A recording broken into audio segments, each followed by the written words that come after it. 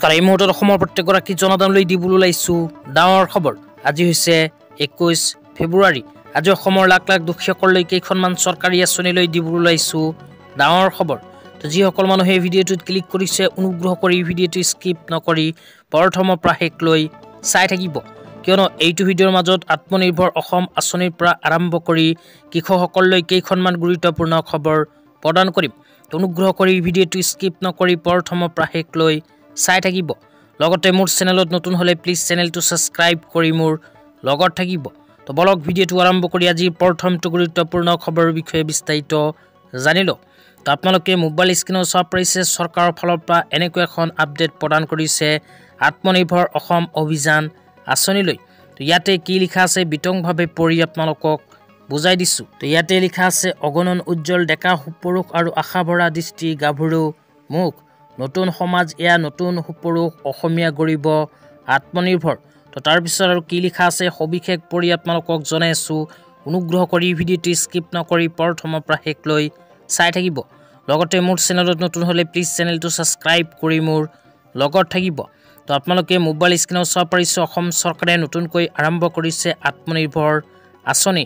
তো যিসকল যুৱক যুৱতীয়ে ব্যৱসায় কৰিব বিচাৰে কিন্তু আৰ্থিক অৱস্থা ভাল নোহোৱাৰ বাবে ব্যৱসায় বা কোনো উদ্যোগ আৰম্ভ কৰিব নোৱাৰে, সেইসকলৰ বাবে এইখন আঁচনি ঘোষণা কৰিছে অসম চৰকাৰে।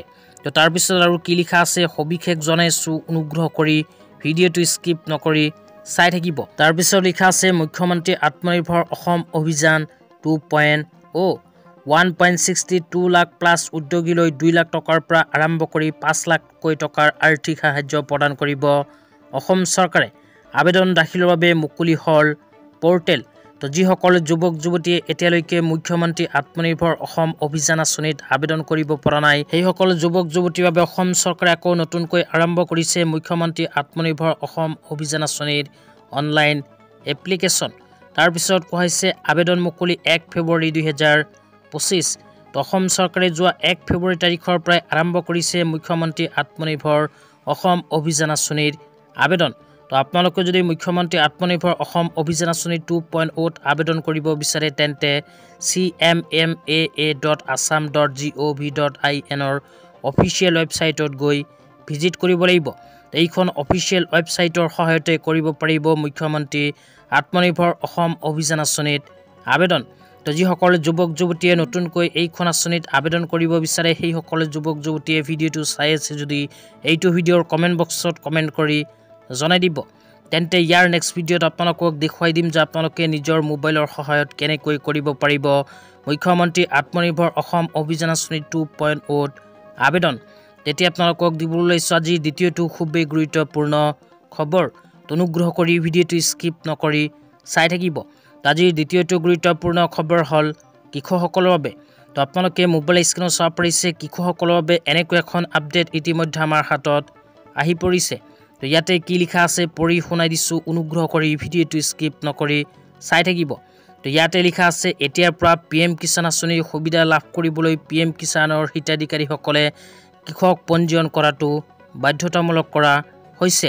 তো তাৰপিছত লিখা আছে হে PM কিষাণৰ হিতাধিকাৰীসকলক অনতি পলমে নিজৰ নামত থকা কৃষিভূমিৰ জমাবন্দী আধাৰ কাৰ্ডৰ আধাৰ সৈতে সংযুক্ত ফোন নম্বৰটো থকা ফোনটোৰ সৈতে স্থানীয় সমূহীয়া সেৱা কেন্দ্ৰ বা CSC লৈ গৈ কৃষক পঞ্জীয়ন কৰিবলৈ আহ্বান জনোৱা হ'ল। তো ইয়াতে কোৱা অনুযায়ী যিসকল কৃষকৰ নাম PM কিষাণ আঁচনিত অন্তৰ্ভুক্ত হৈ আছে সেইসকল কৃষকে যদি PM কিষাণ আঁচনিৰ 19 নম্বৰ কিস্তি 2000কৈ টকা পাব বিচাৰে তেন্তে কৃষক পঞ্জীয়নত নিজৰ নাম অন্তৰ্ভুক্ত কৰাটো বাধ্যতামূলক। তো যিসকল কৃষকৰ নাম PM কিষাণ আঁচনিত অন্তৰ্ভুক্ত হৈ আছে কিন্তু PM কিষাণ আঁচনিৰ হিতাধিকাৰীসকলে কৃষক পঞ্জীয়নত নিজৰ নামটো অন্তৰ্ভুক্ত নকৰিব সেইসকল কৃষকে PM কিষাণ আঁচনিৰ 19 নম্বৰ কিস্তি 2000কৈ টকা নাপাব। তো আপোনালোকে যদি এতিয়ালৈকে কৃষক পঞ্জীয়ন বা ফাৰ্মাৰ ৰেজিষ্ট্ৰাৰীত আপোনাৰ নাম অন্তৰ্ভুক্ত কৰা নাই তেন্তে অতি সোনকালে আপোনাৰ আধাৰ কাৰ্ড আৰু আধাৰ কাৰ্ডৰ লগত লিংক থকা মোবাইল ফোনৰ লগতে আপোনাৰ মাটিৰ জমাবন্দী লৈ নিজৰ নিজৰ অঞ্চলৰ CSC চেণ্টাৰত গৈ যোগাযোগ কৰক। তো আপোনালোকে নিজৰ নিজৰ অঞ্চলৰ CSC চেণ্টাৰৰ সহায়তে কৰিব পাৰিব ফাৰ্মাৰ ৰেজিষ্ট্ৰাৰীত নিজৰ নামখন অন্তৰ্ভুক্তি। লগতে যিসকল কৃষকে PM কিষাণ আঁচনিৰ সুবিধা আগতেও পাই থাকিব বিচাৰে সেইসকল কৃষকেও কিন্তু এই কামটো কৰা অত্যন্ত প্ৰয়োজনীয়। অহা 24 ফেব্ৰুৱাৰী তাৰিখে কৃষকসকলে নিজৰ বেংক একাউণ্টত লাভ কৰিব PM কিষাণ আঁচনিৰ 19 নম্বৰ কিস্তি 2000 টকা। তেতিয়া আপোনালোকক দিবলৈ লৈছোঁ আজিৰ তৃতীয়টো খুবেই গুৰুত্বপূৰ্ণ খবৰ। আজিৰ তৃতীয়টো গুৰুত্বপূৰ্ণ খবৰ হ'ল প্ৰধানমন্ত্ৰী সূৰ্য ঘৰ আঁচনিলৈ। তো যিসকল মানুহে প্ৰধানমন্ত্ৰী সূৰ্য ঘৰ আঁচনিত এতিয়ালৈকে আবেদন কৰা নাই সেইসকল মানুহে ভিডিঅ'টো চাই আছে যদি নিশ্চয় ভিডিঅ'টো স্কিপ নকৰি প্ৰথমৰ পৰা শেষলৈ চাই থাকিব, কিয়নো চৰকাৰে ইতিমধ্যে 6500টা পৰিয়ালক প্ৰদান কৰিছে প্ৰধানমন্ত্ৰী সূৰ্য ঘৰ আঁচনিৰ চলাৰ। তো আপোনালোকে গৰমৰ দিন অহাৰ পূৰ্বে যদি চৰকাৰী চলাৰ বাবে আবেদন কৰিব বিচাৰে তেন্তে এইখন আঁচনি আপোনাৰ বাবে। তো আপোনালোকে অতি শীঘ্ৰেই কৰিব পাৰে প্ৰধানমন্ত্ৰী সূৰ্য ঘৰ যোজনা আঁচনিত আবেদন। এইখন আঁচনিত আবেদন কৰাৰ পিছত সম্পূৰ্ণ ছাবচিডিতে চৰকাৰে আপোনালোকক প্ৰদান কৰিব চৰকাৰী চলাৰ।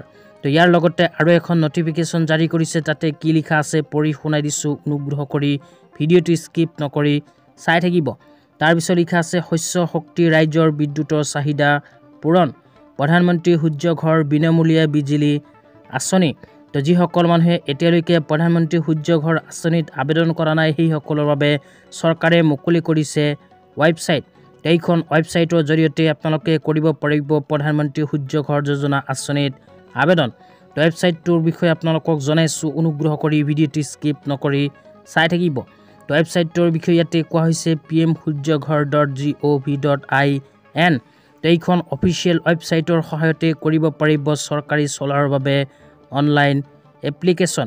তো যিসকল মানুহে চৰকাৰী চলাৰ পোৱাৰ বাবে প্ৰধানমন্ত্ৰী সূৰ্য ঘৰ যোজনা আঁচনিত আবেদন কৰিব সেইসকল মানুহক ভাৰত চৰকাৰে প্ৰদান কৰিব 3টা আঁচনিত চৰকাৰী চলাৰ। প্ৰথম আঁচনিটো হ'ল 50,000 টকাৰ, দ্বিতীয় আঁচনিটো হ'ল 1 লাখ টকাৰ আৰু তৃতীয় আঁচনিটো হ'ল 1,50,000 টকাৰ। তো আপোনালোকৰ ঘৰত যদি APDCLৰ বিদ্যুৎ সংযোগ আছে তেন্তে এইখন আঁচনিত কৰিব পাৰিব আবেদন। তো আবেদন সম্পৰ্কে জানিব বিচাৰিলে এইটো ভিডিঅ'ৰ কমেণ্ট বক্সত কমেণ্ট কৰি জনাই দিবলৈ নাপাহৰিব।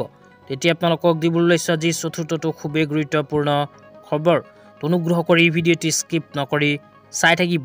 তো ইয়াতে লিখা আছে অসমৰ স্থানীয় ভাষা সংৰক্ষণৰ বাবে মাননীয় মুখ্যমন্ত্ৰী ডক্টৰ হিমন্ত বিশ্ব শৰ্মাৰ নেতৃত্বাধীন অসম চৰকাৰৰ এক যুগান্তকাৰী পদক্ষেপ।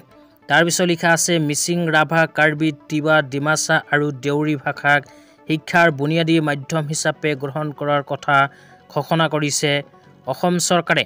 তো ইয়াতে কি কোৱা হৈছে আকৌ এবাৰ পঢ়ি শুনাই দিছোঁ, অনুগ্ৰহ কৰি চাই থাকিব। তো ইয়াতে লিখা আছে মিচিং, ৰাভা, কাৰ্বি, তিৱা, ডিমাচা আৰু দেউৰী ভাষা শিক্ষাৰ বুনিয়াদী মাধ্যম হিচাপে গ্ৰহণ কৰাৰ কথা ঘোষণা কৰিছে অসম চৰকাৰে।